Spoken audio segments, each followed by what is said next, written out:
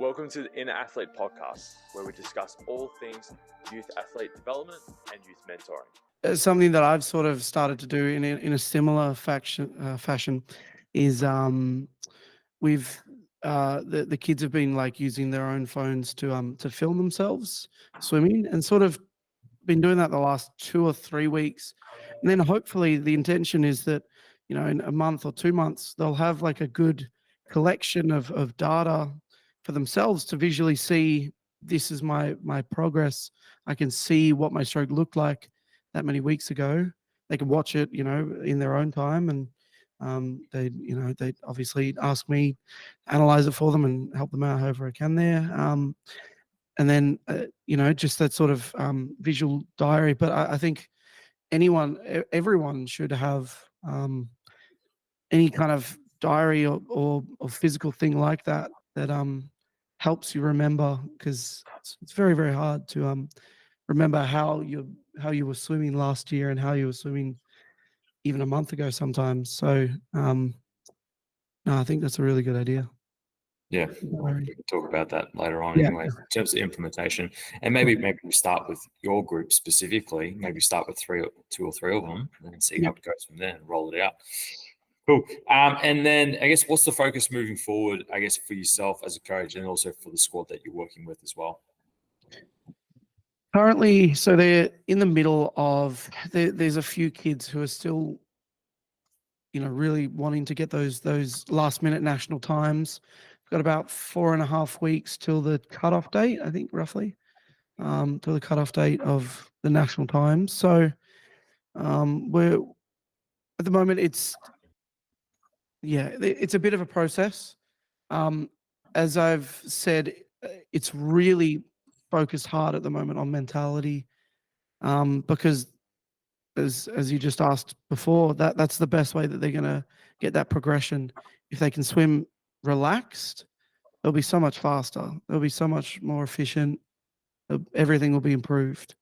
If they get all tied up and they're worried about these times, then they just don't swim well. And I think, unfortunately, that's the way that swimming is sort of based, because it's so based on times. It ends up becoming just a numbers game in a weird way, whereas it should, a lot of kids just focus on, oh, I didn't get a PB, I added this many seconds. But they should be looking at, okay, well, my turn was much better. That was something that was weak last time. My dive was still not where I want it to be, so that's something that I'll focus on more. I think that I went too slow at this point, blah, blah, blah, blah, blah. And it should be more about what they need to do to achieve those times. But because of the nature of swimming, it becomes a lot of that. And I think that's why I've talked about this a bit, but that's why I really like things like the ISL. I don't know if you're aware of. Do you know what the ISL is? No, if you just want to briefly go through it. It's basically, it's a different form of swimming, where there's different teams, and the different teams get points. There's a few different ways of it working, but essentially the different teams get different points so it's not divided into like countries or regions or anything. It's just different teams, sort of like any other normal sport. And then they get points, and sometimes it's more of like an elimination type thing. And it's it's changing, and it's all short course as well, so it's fast. It's a bit more exciting, and you should check it out, because it's different, completely different to anything else at the moment with in regards to how swimming has been. And I really I like it. I think it's what the future of swimming will be, because it's swimming in a lot of ways becomes quite boring when we just do those laps and you stare at that black line for 2 hours at a time, 8 sessions a week. It's tedious, and I think trying to make it more exciting is definitely something that we should be doing, and something I really do try and do as a coach is, definitely every week I have time for some amount of just fun or social thing, or try and make sure that they all stay as friends as well, because swimming as well, you can't talk underwater. So, even like when you play like footy or something, you can at least talk to your friends before and after. And I don't know. I think that swimming needs to change in some ways as well, with the way that it's sort of handled. I mean, I love swimming. I love how you can just change one tiny little thing. Like I read a study that talked about if you can have 8 millimeters between your fingers, it makes you 8% faster. Like it's a crazy little tiny Wow. thing that is and that's sort of I love that it's just how can I fix it? How can I make it's like a big puzzle, and how can I fix each little thing and make this swimmer the best that I can with that. Yeah. So Yeah, I reckon they should take a leaf out of cycling, track cycling. Honestly, yeah. there's so many different events. Like obviously with swimming, you've got your traditional events, then you also have your relays. Now they're doing mixed relays, so it's making it a bit more exciting as well. I reckon they should do some sort of like eliminator. Yeah. Whether it's it's like a 400 race, and then if you eliminate 2 at every 100, so then it's down to the last 2 or something like that. So it's very very cutthroat. So you can't really hang on, you can't hold back, but you just got to be up there majority of the time as well. So I reckon that would make swimming a lot more exciting, because you've got this drop off throughout the race. Because in a 400, you kind of know who's going to be the top 2 or the top 3, right? But if you make it more cutthroat, say maybe the people in the outside lane, they might blitz everyone in the first 100, and then someone in the middle gets cut out. Like, boop, you're gone. Yeah. So again, something like that would be really good. Just take it Yeah. cycling. They have skins. I don't know if that's what they've. That's the ISL does it as well. I'm pretty sure. But basically, it's like they do. Everyone does. So it's all 10 lanes. Everyone does the 50, and then you have a certain amount of time. Like I think the bottom 2 normally are eliminated. You have a certain amount of time to get up, get on the block. You don't. It's not long. It's only a minute or 2, and it's sort of becomes almost an endurance thing while sprinting. Who can be fast while sprinting through? Yeah, it's different, so different, and it's good. I like it. Awesome. Anything else you want to add or wrap up with this episode? No, I think just I think the main takeaway is to just really it's best to just slow things right down, and when you're asking for quality but also asking them to go fast, it just won't happen naturally. You've got to slow down to get that quality, and I think just as I've said, a lot of swimming has sort of stepped into that sort of area of like less swimming, but everything is as perfect as you can possibly provide. And I think that really is sort of the direction that it should go, because technique is so important for swimming, more than I'd say most other sports, because just any tiny thing that you can fix makes such big leaps and bounds. Yeah, so technique, slow down. I think that's the main takeaway really is yeah, those 2 things. Yeah, and I think as you mentioned before, it's just like as a coach, it is a case by case basis. Everyone's got individual activities that are going on. I know some of the kids might play footy and swimming. They might do water polo as well. They got APS on top of that as well. Yep. Their workload is so high. They might be in year 11 or year 12, so exams become more important for them. So they've got extra stresses on top of that.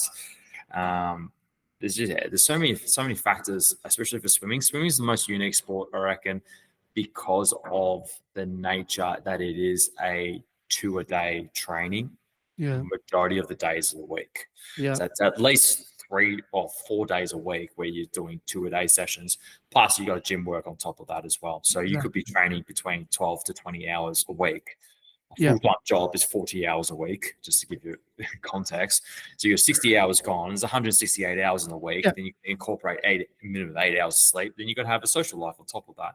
It's and impossible. You'll be able to do self-admin on top of that as well. So it's just like there's so many things with swimmers that I think is very unique compared to other sports. Basketball, you might have 2 or 3 training sessions a week, then 1 game, maybe 2 games on the weekend as well. Yep. Footy is 2 2 training sessions and a match with that as well. You might have representative duties with that. But yeah, swimming is it's a completely different beast in that sense. I will add this though. I think what I've seen is with a lot of the swimmers that have a dual sport background in the early days. And I know this doesn't really get spoken a lot in the swimming world, but it gets spoken a lot about in other sports. So like, for example, the Super Bowl was just on the weekend. Patrick Mahomes ends up winning the game in overtime as well. He was actually drafted, I think it was by the Oakland A's baseball. So he was a high level baseballer, and obviously, throwing and running obviously helped him transfer across towards becoming a quarterback. You've got a lot of AFL athletes that are in the same boat as well. Scott Pendlebury, he had a basketball background growing up as well. Mason Cox is another one, basketball background, transitioned to AFL. So there's lots of really good examples. And then I think one of the things that I probably see that will have a really good carryover for swimming is track and field, because it does teach you the cross crawl pattern. So especially for like freestyle and teaching the whole body coordination, but also gymnastics, where can you build, that strength? Because swimming, you swim against resistance, which is just water, right? Yeah. With gymnastics, you have body weight. You're also developing strength, power, mobility, flexibility, body awareness.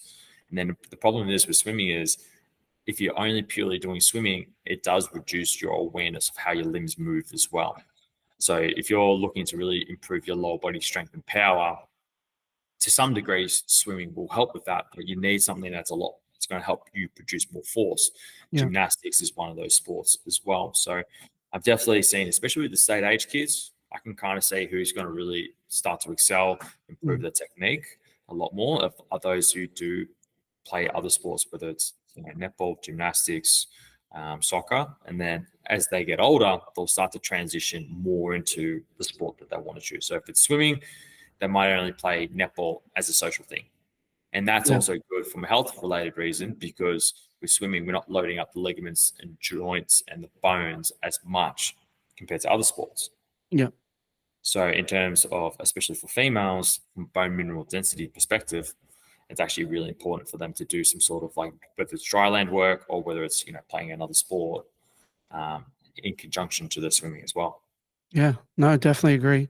I think as well, the sort of trade-off from swimming to other sports is huge. I think I read that if you swim 1K, it equals around 4Ks of I think it was running, 4Ks of running. Wow. Which is crazy. It's a huge trade-off. So if you when we do our 5K sets, to do around like 20Ks, it's just impossible. So a lot of sports, swimming is its own sort of unique thing, but it definitely helps from a young age, especially gymnastics. I found more than most others, with just sort of, because it's very similar. You have to control yourself, and it's very technical as well. Some of those aspects, and the strength, as you said, is the main thing there. It definitely helps the swimmers for sure. Yeah, and developing that strength, whether it is in the dryland program or whether it is, through gymnastics, improves body awareness, which improves the capacity to learn skills faster as well. I've seen that the stronger the kids are, the faster they will acquire skills, which means you can develop them, actually a lot quicker as well. They got to learn how to move their bodies for sure. They got to learn how to do anything. Yeah, 100%. Then I think there's always been a case of, specialization with swimming. I know that the argument has been in the past, or you should just stick to one sport. And this is a very Aussie mentality that I've noticed is let's just double down on one sport really early on. Have you seen where that's paid off? And have you seen where it's kind of been more negative as well when they've just doubled down in swimming? Like a negative for them doubling down on swimming? Yeah. Okay. Not really. I mean, because swimming is so different. I don't think so. I don't think I've ever seen a negative side effect of, maybe the only thing I can think of is if they're um, doing the swimming, but their heart rate or their energy zone is in the wrong place, then definitely I see that the negatives, because they get so much more fatigued and they get exhausted. It is a challenging sport in a lot of ways, especially tires them out very quickly. So it's important that um, not only am I doing the proper cycles and making sure that they have a good amount of slow swimming, but also that they're doing those recovery things themselves. Because I know for a fact, when they don't do it, when they don't stretch, they don't drink enough water, they don't eat, enough or before and after training, um, you can tell the difference, and you can tell in their mood, their attitude, and the way that they even um, approach their swimming technique and their swimming, the way that they hold themselves in the water. If they're not mentally there, if they're too tired and fatigued, then nothing's going to change either. It's a whole nother aspect of that why it's so important to be slow and make sure that mentally you're there and you're checked in to what the set is going to provide. Um, Otherwise, you won't make any progress. Yeah, I think because swimming is such a repetitive sport in itself, is just making sure that, if any parents are listening and watching this, is making sure that, because they're doing this motion all the time, right? Yeah. It's potentially going to lead to a level of overload through the shoulder joint, and that's why I believe, at the early ages, 2 sports, 3 sports, if they can fit it in and they recover really well, is having a large variety. And later on, just tapering it off later on, where it might go 2 sports, and that one sport might be just a social sport on the weekends, but then they have like swimming as their main focus, but making sure there is something in there to help mitigate the potential overuse as well. So obviously, I guess, with your freestyles and then your butterflies, obviously it's the same repetitive motion of swinging the arm over, and obviously, lower back pain, hip pain, and also shoulder pain are, unfortunately quite high because of the nature of the sport, and making sure that you're doing something to help rectify that, so it's actually not an issue moving forward.